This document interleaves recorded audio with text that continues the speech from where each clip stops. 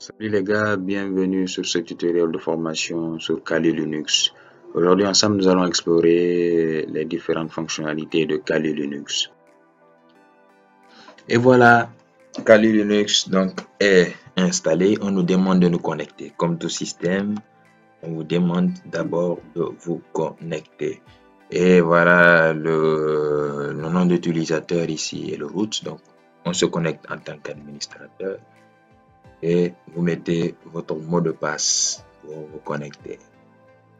Et là, le mot de passe que vous avez mis lors de l'installation, c'est le même mot de passe que vous allez mettre. Et automatiquement, si vous avez mis le bon mot de passe, l'interface va sortir et il n'y a pas de problème.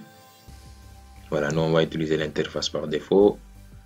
Et voici la petite interface de Kali Linux. Donc, on va exploiter un peu ce nouveau système. Voilà. Ici, ça va donc charger. Vous voyez maintenant ici la barre de tâches. Ici, c'est le système de fichiers qui est là. Les vidéos publiques comme sous Windows, il n'y a pas de souci, c'est la même chose. Voici l'ouverture d'un terminal. Donc, ça, c'est un élément qu'on va utiliser parce que c'est ici on va taper les commandes. C'est une barre de recherche. Voilà, on va ici, vous voyez cette interface, on va rechercher ici toutes les applications dont nous avons besoin.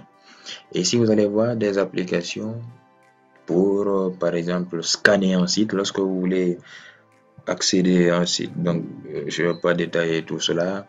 Il y a des applications pour scanner un site, il y a des applications pour simplement le piratage, par exemple, des Wi-Fi, des réseaux, ainsi de suite.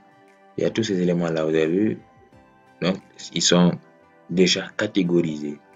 Vous voyez, les récupérations d'informations. Donc, là, ce sont des outils pour récupérer les informations. Lorsque vous voulez, par exemple, accéder à une machine et récupérer ces informations, connaître le type de machine utilisée, connaître, voilà, la version du système, ainsi de suite.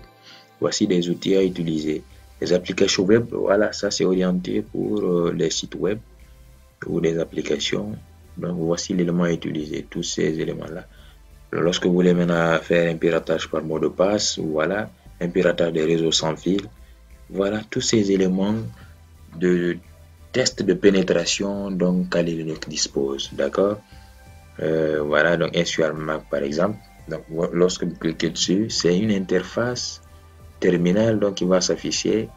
Voilà, et là, vous pouvez maintenant taper voilà les commandes que vous voulez. Il n'y a pas de souci. Voilà, donc ça c'est des commandes de base Linux, hein, on n'est pas dans le piratage, d'accord? Donc vous pouvez vérifier, vous pouvez faire des migrations, aller sur le bureau, lister les commandes, ainsi de suite, créer donc des fichiers ou des répertoires, lister, aller dans ces répertoires-là, ainsi de suite. Mais Kali Linux n'est pas, on n'est pas là pour ça. J'ai fait des vidéos sur ça sur Ubuntu.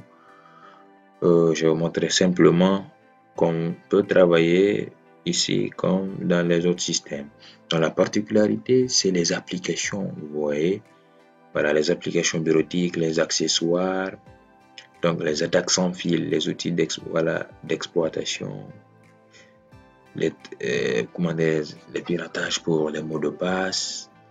Vous voyez. Donc ce sont des outils déjà prédéfinis. Il suffit simplement de s'y connaître, voilà la cible, connaître les commandes qu'il faut. Et voilà, vous pouvez ensuite aller donc plus loin. Et en même temps, ça va vous apprendre à mieux vous protéger, c'est extrêmement important. Voilà, donc si vous voulez qu'on aille plus loin avec Kali Linux, vous pouvez me dire tout ça en commentaire. On va se limiter là.